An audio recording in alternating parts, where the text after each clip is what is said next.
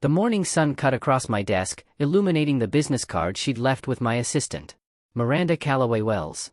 She'd kept my last name but hyphenated it with her new husband's. A power move, no doubt. "She's waiting in the conference room, Mr. Wells," my assistant said. "Says she won't leave until you see her." 5 years. 5 years since she'd walked out of our home with half my assets and most of my dignity. Now she was here, in the headquarters of the company I'd rebuilt from the ashes of what she'd left behind. "Tell her I'll be there in 5 minutes, I said, straightening my tie. The silk was smooth beneath my fingers, a small luxury I denied myself during those first desperate years after the divorce. I took the long way to the conference room, past the floor-to-ceiling windows that showcased the San Francisco skyline. Wellspring Technologies occupied the top 3 floors of this building now. Not bad for a man who, 5 years ago, had been sleeping on his brother's couch. When I pushed open the door, Miranda stood with her back to me, studying the framed magazine cover that featured me as Entrepreneur of the Year. She turned, and despite everything, my breath caught in my throat. "Hello, David." Her voice was exactly as I remembered it, slightly husky, with that hint of southern charm she'd never quite shaken. "Miranda." I stayed by the door, keeping the conference table between us. "What do you want?" She smiled, a flash of white teeth against burgundy lips. "Is that any way to greet your wife?" "Ex-wife," I corrected, my tone deliberately neutral. "You made that very clear when you emptied our bank accounts while I was burying my father." Her smile faltered for just a second, but she recovered quickly. "Ancient history," she said, waving a manicured hand dismissively. "And not entirely accurate. I have a meeting in 15 minutes. A lie, but she didn't need to know that. "State your business." Miranda sighed and pulled out a chair, settling into it as if she owned the place. She was wearing a cream-colored dress that hugged her curves, the fabric so fine it probably cost more than my first car.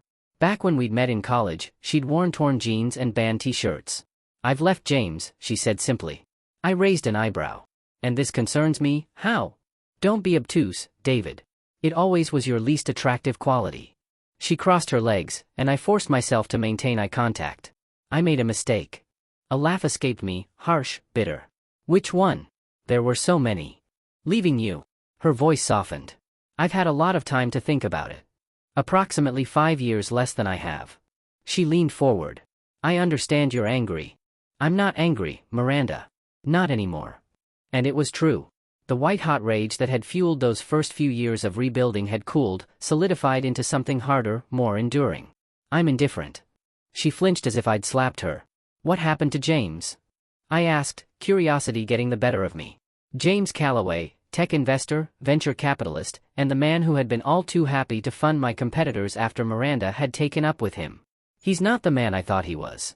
She glanced down at her left hand, where a pale band of skin showed where a ring had been. "It turns out there's a reason he's in his 4th marriage." "You were always good at counting other people's money," I said. "Not so good at counting wives, apparently." Her eyes flashed. "I didn't come here to be insulted." "Why did you come here, Miranda? You must have known I wouldn't exactly roll out the red carpet." She stood, smoothing her dress. "I came because despite everything, you're the only man who ever really knew me." She took a step toward me. "And because I miss you." "Miss me, or miss this?" I gestured to the office around us. "Because 5 years ago, when I lost the company, when I was drowning in debt and lawsuits, you didn't seem to miss me then." "That's not fair," she said, her voice dropping to a whisper. "You were different then. You shut me out." "I was fighting to save everything we'd built," I countered, feeling the old frustration rising. "While you were having dinner with James Calloway, discussing how he could help you transition to a new phase of your life." Your words, from the email I wasn't supposed to see. She sighed. "I made mistakes." "We both did." "No, Miranda. I made mistakes in business. You made choices in life." I checked my watch. "And now my meeting is in 10 minutes. She stepped closer, and the faint scent of her perfume, different from what she used to wear but somehow still stirring memories better left buried, drifted between us. "Have dinner with me," she said. "For old time's sake." "Let me explain." "There's nothing to explain." I moved toward the door, holding it open for her. She didn't move. Her eyes, those deep blue eyes that used to make me forget my own name, searched my face. "You never returned my calls." After everything settled." I tried to reach out. "When the company started to recover? When the new patents came through?" "Yes, I remember those calls." I fixed her with a steady gaze. "You always did have good timing for opportunities." "That's cruel, David." "No. What's cruel is showing up here after 5 years, thinking you can waltz back into my life because your plan B didn't work out. A flash of anger crossed her face. You can't be this cruel to me just because of my one mistake? I don't think about it at all. Another lie. There had been countless nights when I'd thought of nothing else. Now, if you'll excuse me. There's someone else, isn't there? Her voice was soft but accusing. The question caught me off guard. There had been women after Miranda, of course. Brief relationships that fizzled out when they realized how much of myself I held back. But no one is serious. No one who had gone past the walls I'd built. Except maybe Amelia, my CFO, whose quiet competence and unwavering loyalty during the company's darkest days had been the foundation I'd rebuilt upon. Whose smile made me remember what it was like to look forward to tomorrow. My personal life is no longer your concern, I said finally. Miranda's face hardened. It's that woman who follows you around like a puppy, isn't it? Your financial whatever. I saw how she looked at you in that Forbes spread. Her name is Amelia Tanner, I said coldly. And she's the CFO of this company, not someone who follows me around. Unlike some people, she was there when everything fell apart, working 18-hour days without pay because she believed in what we were building. Oh, I bet she did, Miranda sneered. Very convenient for her. I stepped closer, anger finally breaking through my carefully constructed indifference. Don't. You have no right to judge her, or me, or what we've built here. A knowing smile spread across her face. So there is something between you two? Before I could respond, a knock came at the door, and Amelia herself appeared. She was dressed in her usual understated elegance, charcoal pantsuit, minimal jewelry, hair pulled back in a simple knot. Nothing like Miranda's calculated personality, but no less striking. Sorry to interrupt, she said, her eyes quickly assessing the situation. But the Nakamura call has been moved up. They're on the line now. Thank you, Amelia, I said, grateful for the interruption. I'll be right there. I turned back to Miranda. As you can see, I have business to attend to. Miranda's gaze traveled between Amelia and me, and something like genuine pain flickered across her features. Of course, she said, reaching for her handbag. Business always did come first with you. The words hit their mark, a carefully aimed arrow finding a crack in my armor. Because she was right, in her way. The company had always been my priority, my obsession. It had cost me sleep, friendships, and perhaps, even my marriage. But that wasn't the whole truth, and we both knew it. Goodbye, Miranda, I said, holding the door wider. She moved to leave but paused as she passed me. You built this fortress thinking it would keep me out, she murmured, her breath warm against my ear. But we both know there's still a key with my name on it somewhere inside those walls. Then she was gone, the subtle trail of her perfume lingering in the air. Amelia's eyes narrowed slightly. Your ex-wife has impeccable timing. Always did show up when the stock was rising. I couldn't help but smile at her uncharacteristic display of acid. Your claws are showing, Tanner. Someone needs to be vigilant. She handed me a folder, her expression softening almost imperceptibly. The Nakamura numbers. I've added contingencies for their currency hedging concerns. The subtle shift to business steadied me like nothing else could have. I managed to focus during the call, but Miranda's words kept echoing in my mind. A key with her name on it. The arrogance of that statement burned through me, reawakening embers I thought had long gone cold. That evening, I stayed late at the office. The city lights blazed against the darkening sky, a constellation of human ambition. When my phone buzzed with a text from an unknown number, I already knew who it was. The Redwood Room, 9 p.m. Foreclosure, if nothing else. I should have deleted it. Should have blocked the number and gone home to the silent penthouse that housed my expensive furniture and emptier life. Instead, I found myself walking into the dimly lit bar at precisely 9, spotting her instantly at a corner table. She'd changed into a black dress, simple but elegant, her hair loose around her shoulders.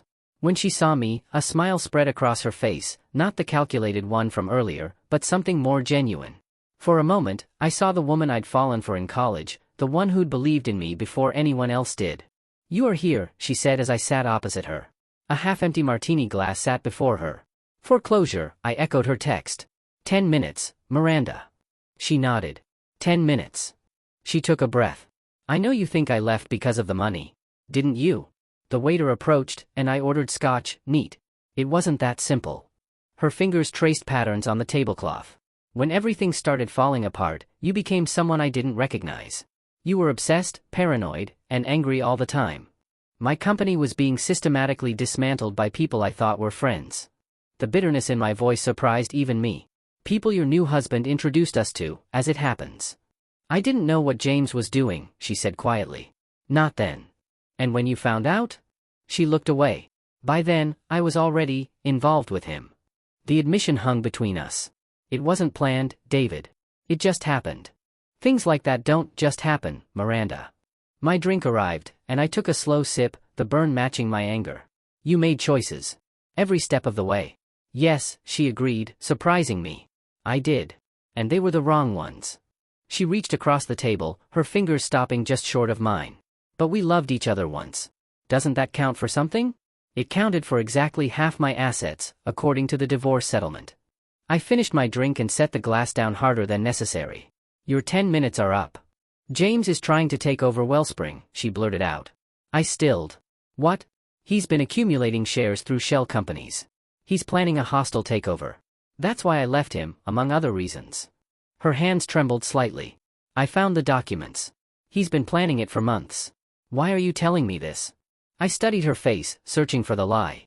Because despite everything, I never wanted to see you destroyed, David. Her eyes met mine, pleading. I took your money, yes. But I never wanted to take your dream. I laughed, the sound harsh even to my own ears. And I'm supposed to believe this warning is out of the goodness of your heart? Not some ploy to get back into my life now that the company's successful again. You don't have to believe me. Check the shareholders registry. Look for companies called Ananke Holdings and Warai Investments. They're James's. I stood, my mind already racing through possibilities, calculating risks. If she was telling the truth. If this is true, I said slowly, why didn't you take this information to the SEC? And say what? That I found confidential documents in my husband's study while looking for evidence of his affairs? She shook her head. I have no proof I can share. How convenient. David, please. She stood too, close enough that I could see the faint tremble of her lower lip. Be careful with James. He doesn't just want your company, he wants to annihilate you. It's personal for him. Because of you? Partly. She looked away. But mostly because you survived. You were supposed to stay down, broken. Instead, you built something even greater. I studied her for a long moment. Goodbye, Miranda. Will you call me? When you've verified what I've told you. I didn't answer, just turned and walked away. The lights in the executive floor were still on when I returned to the office. Amelia sat at her desk, spreadsheets reflected in her glasses. She looked up when I entered, concern immediately crossing her features. What happened? She stood, moving toward me. Run a check on our shareholders. Look for Ananke Holdings and Warai Investments. I loosened my tie, the weight of potential disaster settling on my shoulders. Miranda says James is planning a takeover. Amelia's expression hardened. And you believe her? I don't know what I believe anymore. I sank into a chair, suddenly exhausted. But we need to know if it's true. She typed rapidly, her focus absolute. After several minutes, she looked up, her expression grim. Those companies own nearly 15% of our shares. They've been buying steadily for the past 3 months. God. I slammed my fist on the desk. He's been right under our noses. There's more. She turned her screen toward me. They've approached 3 of our board members recently. Private meetings, very hush-hush. The pieces clicked into place. He's trying to turn the board against me. This doesn't make sense. Amelia frowned. Why would Miranda warn you? She has to know that if James fails, she gets nothing in their divorce. A cold realization dawned. Unless that's exactly the plan. I stood up, pacing. What if this is their play? She warns me about James, appearing to be on my side. I trust her, let her back in, and meanwhile. She's gathering intel from the inside, Amelia finished, her voice tight. A Trojan horse. Call an emergency board meeting for tomorrow. We need to get ahead of this. I turned to her, suddenly aware of how close we were standing. I won't lose this company again. Not to them. Not to anyone. Her hand touched my arm, steady and warm. We won't let that happen. Something shifted between us in that moment, a boundary crossed without words.